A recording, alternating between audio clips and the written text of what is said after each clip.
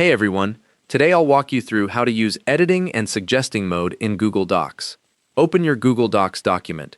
You'll notice you're in editing mode by default. In the top right corner, you'll see a button that says Editing or displays as a pencil icon. This is your mode selector. Click on it. A drop-down menu appears with three options: Editing, Suggesting, and Viewing. Click on Suggesting. The button now shows a pencil with a speech bubble, indicating suggesting mode is active. Any edits you make from here will be tracked as suggestions rather than direct changes. Make some edits, type new text, delete something, or change the formatting. Insertions appear underlined and highlighted in green.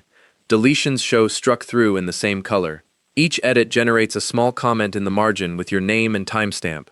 When you're ready to make direct edits again, click the Mode selector in the top right corner and select Editing.